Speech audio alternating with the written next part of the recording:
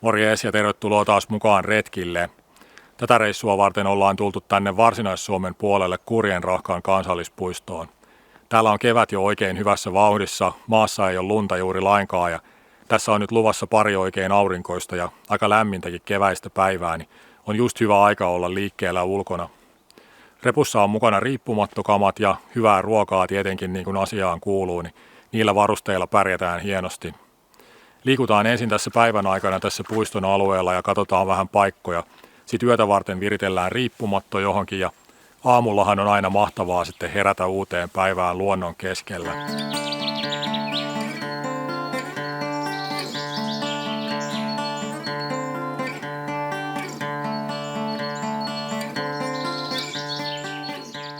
Kurjenrahka sijaitsee tosiaan täällä Varsinais-Suomen ja Satakunnan rajamailla ja lähimmät taajamat tässä taitaa olla sitten Yläneen ja Pöytyä.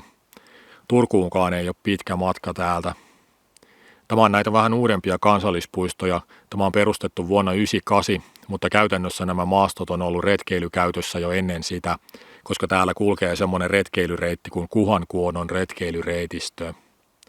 Tämä Kurjenrahka on pinta-alaltaan 29 neliökilometriä.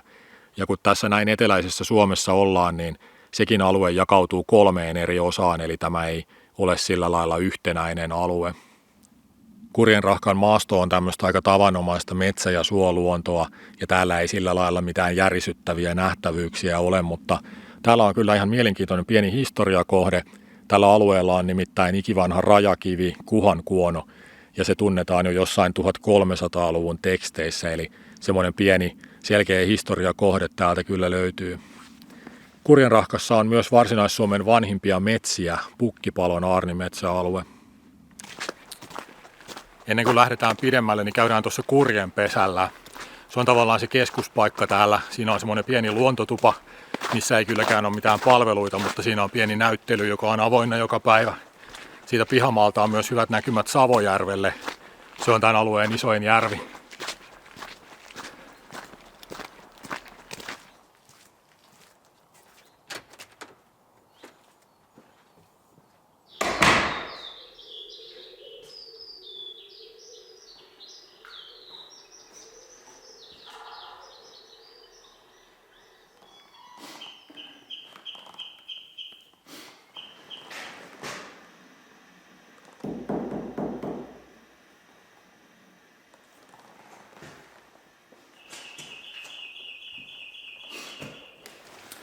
Hieno ilmakuva tästä alueesta.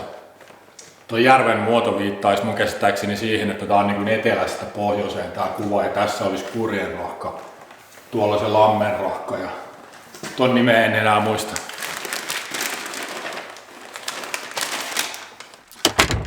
Semmosta. Katsotaan vielä maisemat tonne Savojärvelle ennen kuin lähdetään eteenpäin.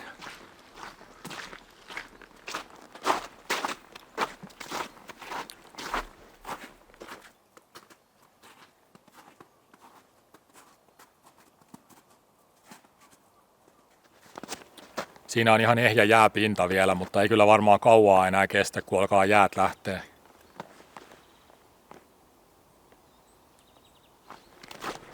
Joo, sit voidaan jatkaa eteenpäin. Mä ajattelin semmoista suunnitelmaa, että jos mentäis nyt katsomaan sitä Kuhankuonon vanhaa rajakiveä ja sitten menis Lakjärvelle yöksi ja huomenna käytäis sitten kattelemassa sitä Pukkipalon aarnimetsää.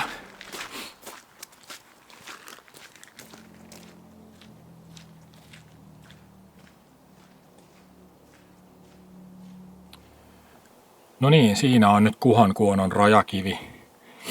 Tuo on tosiaan vuosisatoja vanha rajapaikka. Se mainitaan jossain 1300-luvun Ruotsin valtakunnan karttapiirroksissa jo. Ja siinä on nyt sitten Wikipedian mukaan nykyään 6 kunnan rajojen leikkauspiste. Tuossa kyltissä, joka tuossa itse kivessä on, niin siinä sanotaan, että 8 kunnan. No on tietenkin viime vuosina muuttunut vaikka kuinka noi kuntarajat sitten kuntaliitosten myötä ja näin. Tuossa kivessä on tommoset pikkukyltit, mitkä näyttää, että minkä kunnan alueella ollaan. Nyt ollaan Pöytyällä, sitten tullaan Auraan, Turkuun, Vahtoon, Maskuun, Nousiaisiin, Mynämäelle, Yläneelle ja takas Pöytyälle. Siinä tuli tehty aika nopea maakuntakierros kyllä. Tämä paikka on tosiaan nykyäänkin maastokartalla aika jännän näköinen, kun siinä lähtee yhdestä pisteestä viuhkamaisesti kuntarajoja moneen suuntaan. Ja tosiaan Wikipedian mukaan tämä olisi nykyään 6 kunnan rajapyykki. Ja nämä ei varmaankaan siis pidä paikkaansa enää nämä, mitä tässä kivessä lukee, josta on 60-luvulla tehty, mutta en ole nyt 100 varma kyllä, en ole niin tarkkaan perehtynyt asiaan. Ihan mielenkiintoinen paikka ja just siksi, että toi menee niin kauas historiassa, että 1300-luvulle saakka maailma on ollut ihan erilainen ja ihmisten elämäkin on ollut varmaan aika erilaista, mutta tämän kiven merkitys on pysynyt jokseenkin samana vuosisatojen läpi ja se on aika mieletön juttu. Harva asia varmaan pysyy niin muuttumattomana niin pitkään. Sen muuten tiedän vanhoista rajoista, että kun elettiin vielä heimoaikaa, eli oli hämäläiset ja karjalaiset, ja sitten myöhemmin hämäläisistä erkani varsinaissuomalaiset ja satakuntalaiset, niin niiden heimojen rajat oli siis todella tärkeitä ja niin kuin elämän ja kuoleman kysymys ihmisille, koska ne tarkoitti käytännössä sitä, että kuka sai metsästää ja kalastaa missäkin. Ja jos sä menit väärän porukan alueelle metsästämään, niin se saattoi olla hengenlähtö, jos sut nähdään siellä, koska se oli niin tärkeä asia. Ja niistä tiedetään siis siksi, koska täältä Suomen alueelta maaherrat lähetti kirjeitä sitten kuninkaalle Ruotsiin, että taas ne tappelee täällä verissä päin noista metsästysmaistaan. Ja ne on sitä kautta niin kuin tavallaan sitten pysynyt tiedossa niin kuin meidän aikoihin saakka.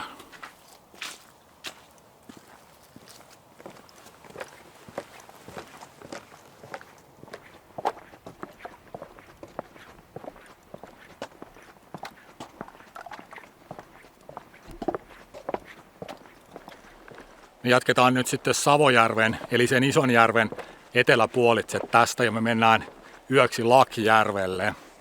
Lakjärvi on sitten taas semmoinen pieni järvi siellä puiston luoteiskulmassa ja siinä on laavu ja siinä on ihan hyvää maastoa riippumatolle. Mä oon käynyt siinä kerran ja tiedän sen paikan. Ja tää polku menee itse asiassa Kurjenrahkan syrjältä sitten, niin katsotaan nähdäänkö hienoja näkymiä sitten sinne isolle suolle.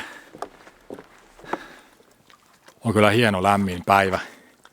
Ensimmäinen päivä tänä keväänä meikäläiselle, että ihan vaan paitasillaan tässä painelee menemään. On just sopiva, ei ole kuuma eikä kylmä. Metsä kuulostaa oikein eläväiseltä, paljon lintujen ääniä ja on kyllä hieno päivä olla ulkona.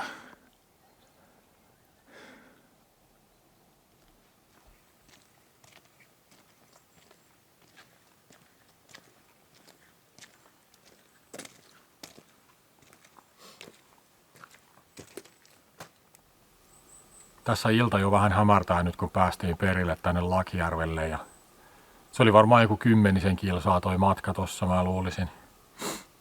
Tämä Lakjärvi on siitä erikoinen, että tässä on 3 laavua niin kuin ihan vierekkäin. Että siinä on yksi ja sitten tuolla näkyy toinen ja sitten vielä yksi tommonen pikkulaavu tossa.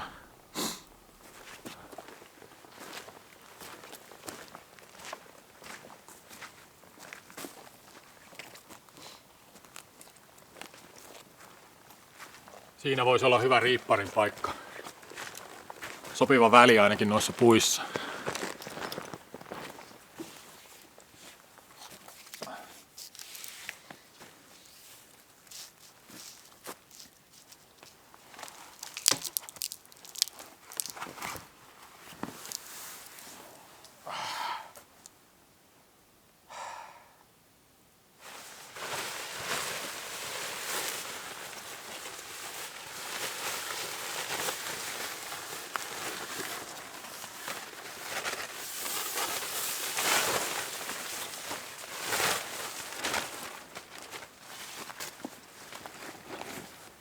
Aika kylmä tuli heti kun aurinko laski, kun yölle on luvattu joku semmoinen 3 astetta vissiin pakkasta. Niin se taisi tulla kyllä saman tien se -3, kun aurinko meni mailleen. Siltä ainakin tuntuu. Eipä mitään, sitten vaan lisää vaatetta päälle. Ei mulla mitään semmoista paksua lämpökerrosta on nyt edes mukana, että mulla on vaan takki sitten. Takki ja huivi. Ne lämmittää kyllä hyvin ja eihän tässä ole mitään hätää. Mulla on tossa puntuva yöpymiskamppeet, niin mikään pakko ole tässä niinku palella, että sen kun vaan hyppää sitten makuupussiin ja menee maateen, jos tulee vilpun.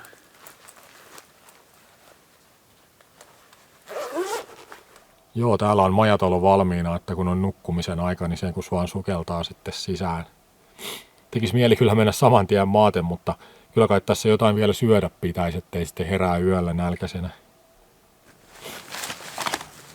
Ruuaksi olisi jauhelihakeittoa.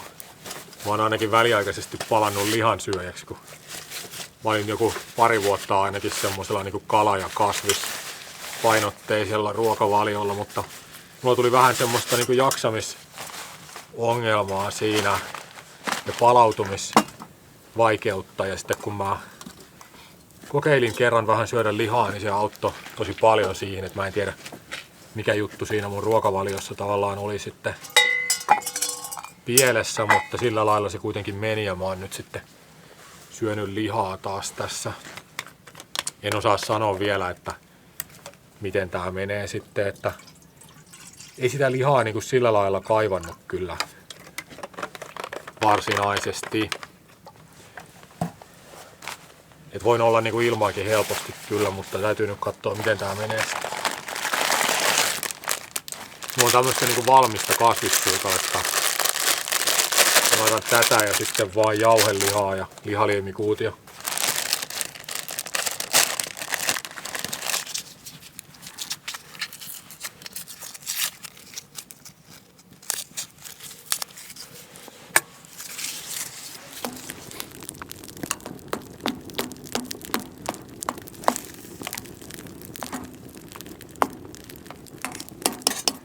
Joo, saas nähdä miten yöllä uni maittaa, kun tämähän on siis aika aktiivista susialuetta ja siinä Pöytyän susilaumassa on 8 sutta ja ne liikkuu täällä samoissa metsissä kuin missä mä oon yksin riipparissani nukkumassa. Olisi aika hyytävää, jos kuulisi yöllä susien ulvontaa. En ole koskaan kuullut kyllä, että sikäli olisi hieno kokemus varmasti jälkeenpäin, mutta ei ehkä just sillä hetkellä, kun heräisi siihen ulvontaan tai jotakin. Joo, täällä on paljon peuroja ja hirviä ne kans varmaan syö jonkun verran ja en mä niitten ruokalistalle joudu.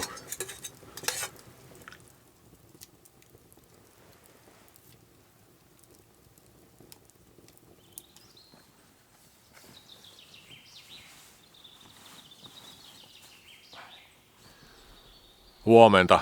Kello on 8:30 ja on tällainen viileä, mutta valoisa aamu. Aurinko on jo korkealla tuolla taivaalla ja paistaa hienosti tänne kuusikkoon.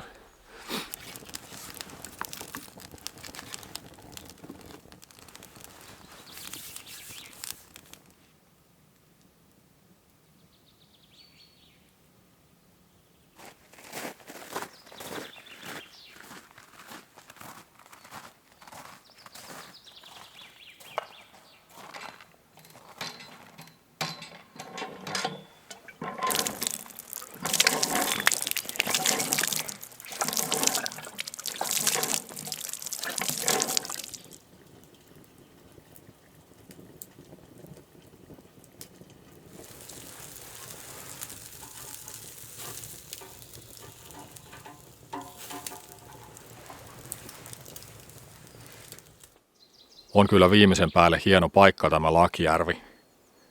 Nämä laavut ja leirimaastot tässä ympärillä on tosiaan tämmöisessä hienossa varjoisassa kuusikossa ja itse Lakijärvi on sitten suunnilleen 100 metrin päässä tästä ja sehän on tommonen pieni pyöreä metsän ja suon ympäröimä järvi. Oikein rauhallista täällä ja täällä on hyvä pysähtyä kuuntelemaan luonnon ääniä ja ihailemaan maisemia.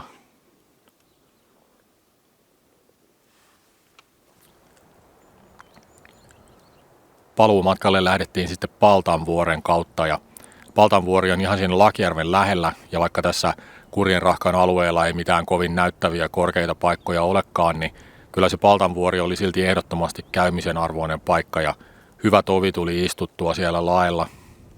Siinä oli semmoista hienoa harmaata kalliota ja männynkäppyröitä ja kyllä sieltä puiden välistä jonkunmoinen näkymä avautui horisonttia kohti.